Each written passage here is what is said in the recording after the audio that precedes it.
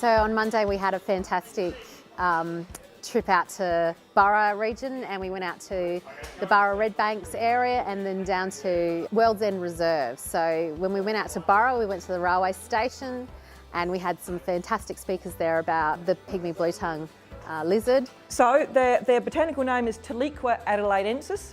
That means they're of the Teliqua family, which is the blue-tongue family, and they were discovered around Adelaide.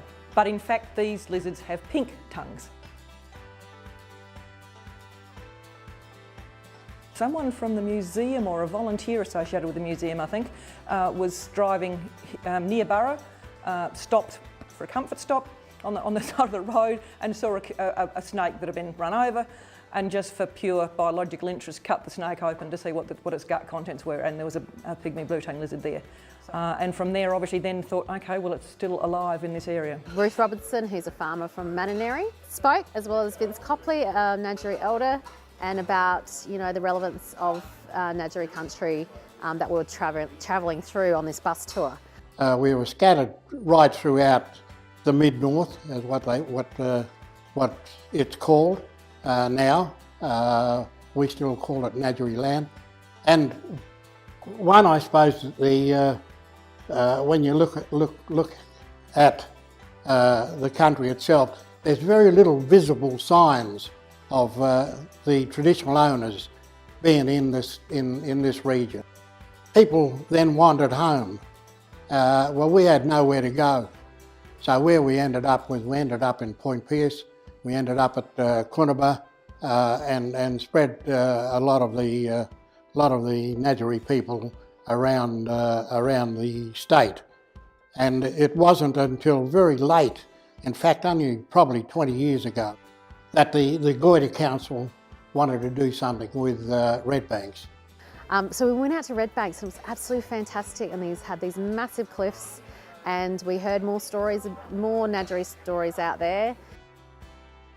But the gentleman who found the wombat bones also discovered a skeletal remain of one of our people.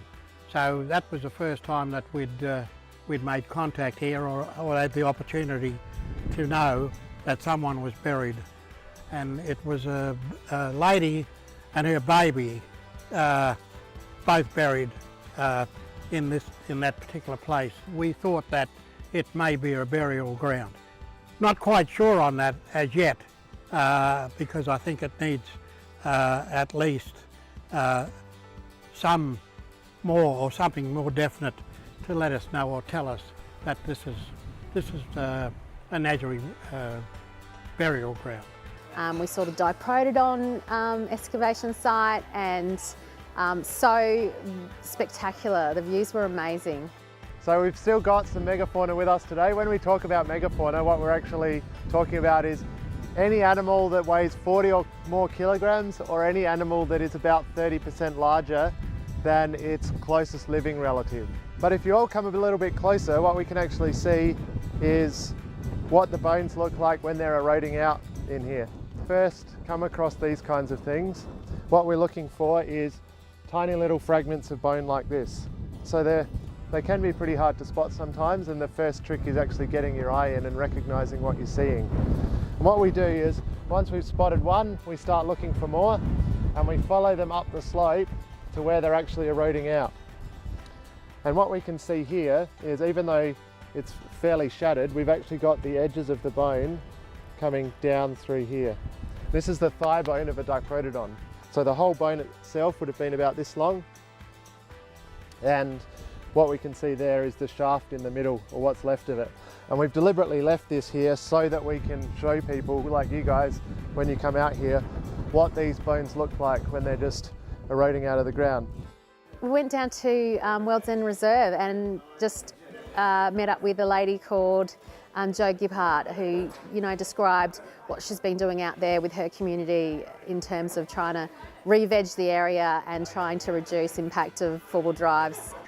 The Regional Council of Goyder were very supportive that we needed to do something out here.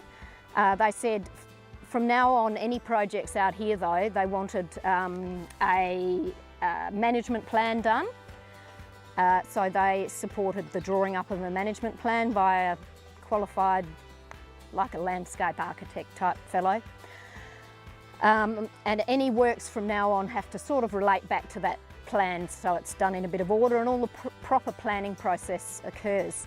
So everything since then, we've collected all the seed from here, and so it's all natives, and we've had some amazing results with our re-veg. So that was the Burra bus trip.